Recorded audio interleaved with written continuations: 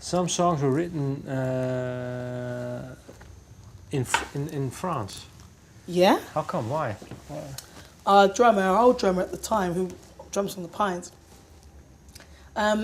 he has a place in, his family have a place down in France. It's like an old cottage.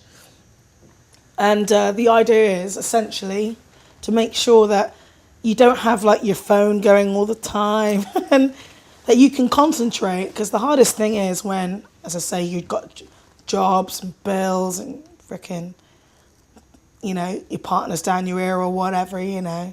You need to get out of everything that normally distracts you to be able to do what you need to do in a way that is truly free enough to kind of to be authentic and sound like something that you want to listen to, you know. But did it influence the writing of the album? I mean, that...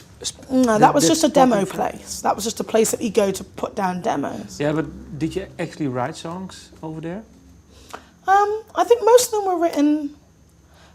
were written in Bristol and then taken out of there to demo, but there was some writing that went there as well. Yeah, some. But it was just, we just haul up in a cottage. It wasn't so much like being in the middle of Paris or something, or like the experience of that. It was probably influenced a lot more by booze and lamb and and chicken. And cheese. And yeah, I imagine it was, a lot of wine and a lot of cheese. Would be the influences of that, definitely. Okay. Well, the album is produced by Mark Ford. He played the lead guitar, I think, in the Black Rose. Yes, he did. Do you like the Black Rose? Yes, I do. They're freaking ridiculous. They're awesome. Ridiculous in the awesome way, like bad, but in the good way. You see, Melody? Amazing. So, who came up with Mark? Well, Dan, Keys Dan, was on the road with Pee Wee Ellis. And at the time, Mark Ford was on the road with Booker T. And they were doing the same tour, and they were going to some dates, or like same bus kind of thing. And so Dan and Mark found themselves kind of an evening just shooting the shit, chatting and hanging out, and got on really well. And Dan called up Stu and said, "You'll never guess who I'm on the bus with." "Oh, never."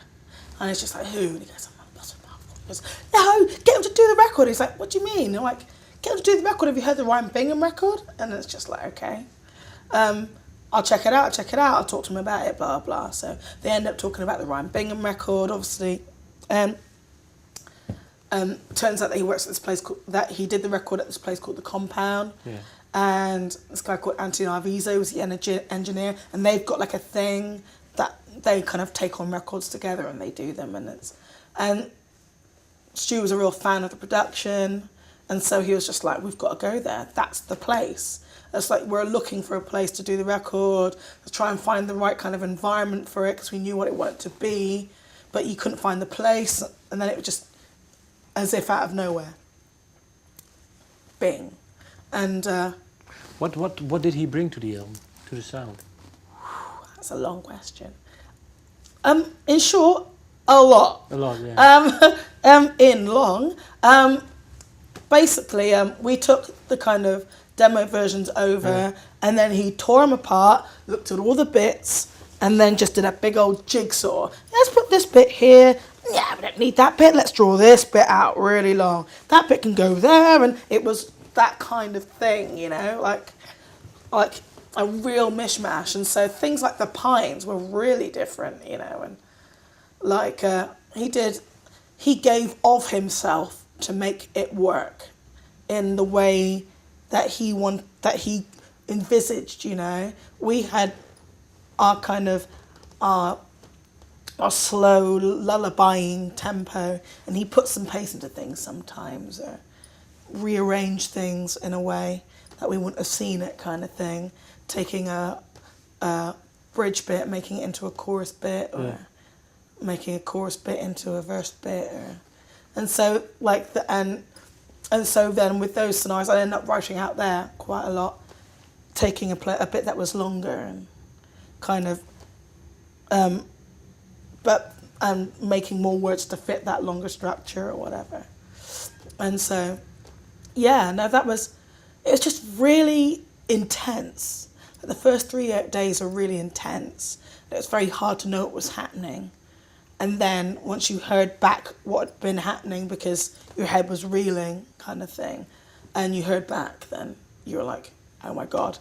And then you start getting the joy element, the kind of, it's a giant party and everyone's invited kind of thing. Yeah, because if you listen to the song The Pines, it starts off with another part. Yes, it does. And then it goes into... Then it starts into the song proper kind of thing. Was it written by you this way, or did he do it?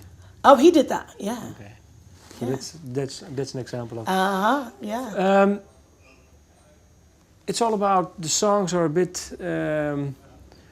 mercy, you say, I'll have mercy, harder than stone. Is it all written about your personal life, or is it just also fictive? Other people's. I'm nosy. Sorry. Don't talk to me about anything. People keep talking to me. What the frick is that? Yeah, so this is people should none never of the songs are talk to me ever about anything. Because I keep secrets, but I don't keep secrets. Okay. Maybe everyone will ever know that it's about you, but it's totally about you.